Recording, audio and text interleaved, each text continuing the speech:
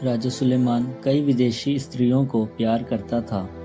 फिरौन की बेटी को तथा मोआबी, अम्मोनी, एदोमी, सीदोनी और हित्ती स्त्रियों को, जो उन राष्ट्रों की थी जिनके विषय में प्रभु ने इज़राइलियों को आदेश दिया था कि तुम ना तो उनसे विवाह करोगे और ना अपनी पुत्री उनके पुत्र को दोगे, क्योंकि वे अवश्य तुमसे अपने देवताओं की पूजा करवाएंगी।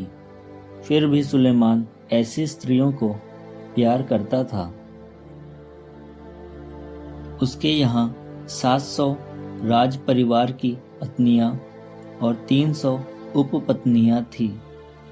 इसकी उन पत्नियों ने उसको बहकाया। जब सुलेमान बूढ़ा हो गया तो उसकी पत्नियों ने उससे अन्य देवताओं की उपासना करवाई।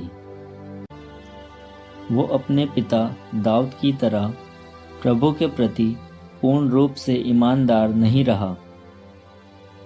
वो सिदोनियों की देवी अश्तारता और अम्मोनियों के घृणित देवता मिल्कोम की उपासना करता था। उसने वो काम किया जो प्रभु की दृष्टि में बुरा है, और वो अपने पिता की तरह प्रभु के प्रति ईमानदार नहीं रहा। उस समय सुलेमान ने यरूशलेम के पूर्व की पहाड़ी पर मोआबियों के घृणित देवता कमोश के लिए और अम्मोनियों के घृणित देवता मोलेक के लिए एक एक मंदिर बनवाया। उसने अपनी दूसरी पत्नियों के लिए भी वही किया, और वे अपने अपने देवताओं को धूप और बलिदान चढ़ाया करती थी।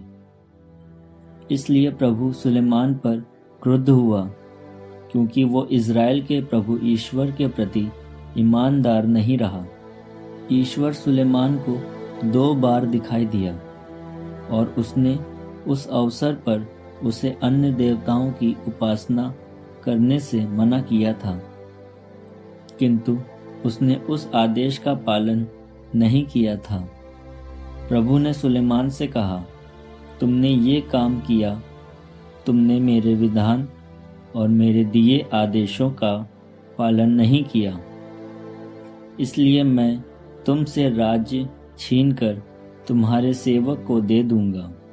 किंतु तुम्हारे पिता दाऊद के कारण मैं तुम्हारे जीवन काल में ऐसा नहीं करूंगा। मैं उसे तुम्हारे पुत्र के हाथ से छीन लूंगा। मैं सारा राज्य भी नहीं लूंगा। मैं अपने सेवक दाऊद और अपने चुने हुए नगर यरूशलेम के कारण तुम्हारे पुत्र को एक ही वंश प्रदान करूंगा। प्रभु ने सुलेमान का एक विद्रोही उत्पन्न किया। वो एदोम के राजवंश का एदोमी हदद था।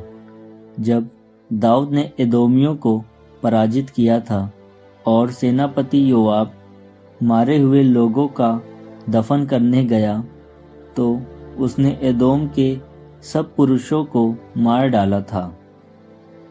वहाँ योआब सभी इज़राइलियों के साथ 6 महीने रहा, जब तक उसने एदोम के सब पुरुषों का वध नहीं कर दिया। हदद अपने पिता के कुछ एदोमी अनुचरों के साथ मिस्र भाग निकला। उस समय हदद लड़का था। वे मिदियान से आगे जाकर पारान पहुंचे। वे पारान से अपने साथ कुछ लोगों को लेकर मिस्र के राजा फिरौन के यहाँ मिस्र आए। उसने उसे आवास दिया, उसके भोजन का प्रबंध किया और उसे भूमि दी। हदद फिरौन का इतना कृपा पात्र हो गया कि उसने अपनी पत्नी की बहन के साथ, रानी तहपनेस की बहन के साथ उसका विवाह कर दिया। तहपनेस की बहन से उसके गनुबत नामक एक पुत्र उत्पन्न हुआ, जिसका तहपनेस ने फिरौन के भवन में पालन पोषण किया। गनुबत राजा फिरौन के बच्चों के साथ रहने लगा।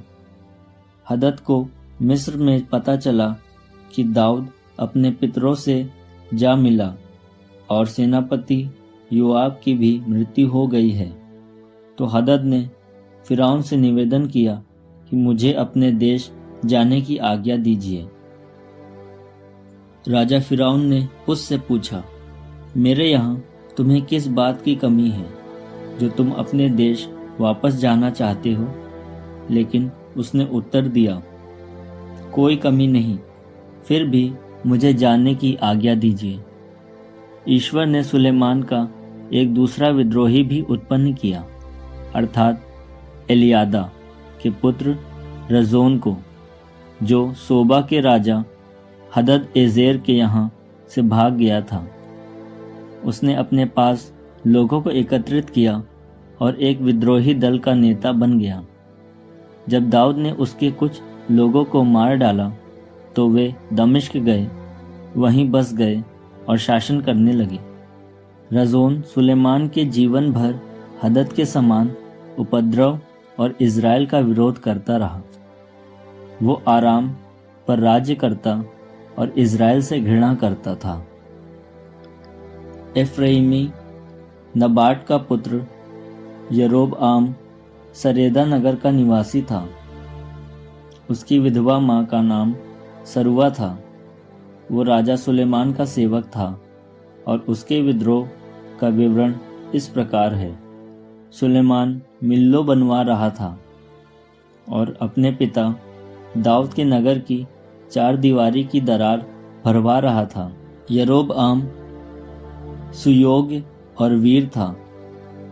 जब सुलेमान ने देखा कि वो एक कार्यकुशल युवक है तो उसने यरोबआम को यूसुफ अर्थात मनस्से और इफ्राइम वंश में होने वाले समस्त निर्माण कार्य का निरीक्षक नियुक्त किया। यरोबआम किसी दिन यरूशलेम से निकलकर कहीं जा रहा था कि रास्ते में उसे शीलो का नबी अहिय्याह मिला। वे दोनों मैदान में अकेले थे। अहिय्याह एक नई चादर पहने हुए था। उसने अपनी चादर के 12 टुकड़े किए और यरोबआम से कहा, 10 टुकड़े ले लो, क्योंकि इज़राइल का प्रभु ईश्वर ये कहता है, मैं सुलेमान के राज्य के 10 वंश उसके हाथ से छीनकर तुम्हें देता हूँ। मेरे सेवक दाऊद और उस यरूशलेम के कारण जिसे मैंने इज़राइल के सब वंशों में से चुना था, वो एक ही वंश रख सकता है। ये इसलिए कि वो मुझसे विमुख होकर सिदोनियों की अश्तारता देवी, मुआबियों के कामोश देवता और अम्मोनियों के मिलकोम देवता की पूजा करने लगा है। उसने मेरे मार्गों पर न चलकर मेरी इच्छा के अनुसार मेरी विधियों और आदेशों का पालन नहीं किया है, जैसे कि उसके पिता दाऊद ने किया था। मैं उसके हाथ से संपूर्ण राज्य नहीं छीनूंगा, बल्कि अपने सेवक दाऊद के कारण, जिसे मैंने चुना था और जिसने मेरे आदेशों और मेरी विधियों का पालन किया था, उसे उसके जीवन भर शासक रहने दूंगा। मैं राज्य को उसके पुत्र के हाथ से छीन लूंगा और तुम्हें 10 वंश दे दूंगा। मैं उसके पुत्र के लिए एक वंश छोड़ रखूंगा, जिससे अपने सेवक दाऊद के नाम पर मेरे सामने यरूशलेम में सदा एक दीपक जलता रहे, उस नगर में जिसे मैंने अपने नाम की प्रतिष्ठा के लिए चुना था। मैं तुम्हें चुन लूंगा और तुम अपनी इच्छा के अनुसार शासन करोगे और इज़राइल के राजा बनोगे। यदि तुम मेरे द्वारा अपने को दी गई आज्ञाओं का पालन करोगे, मेरे मार्गों पर चलोगे, मेरी विधियों और आदेशों का पालन करते ही वही करोगे जो मेरी दृष्टि में उचित है, जैसा कि मेरे सेवक दाऊद ने किया, तो मैं तुम्हारा साथ दूंगा और तुम्हारे लिए एक सुदृढ़ वंश स्थापित करूंगा। जैसा कि मैंने दाऊद के लिए किया था, और मैं तुम्हें इज़राइल दे दूंगा। इस प्रकार मैं कुछ समय तक दाऊद के वंशजों को नीचा दिखाऊंगा। सुलेमान ने यरोबआम को मार डालना चाहा, परंतु वो मिस्र के राजा शीशक के यहाँ भाग गया और सुलेमान की मृत्यु तक मिस्र में ही निवास करता रहा। सुलेमान का शेष इतिहास, उसका कार्यकलाप और उसकी प्रज्ञा का वर्णन सुलेमान के इतिहास ग्रंथ में लिखा है।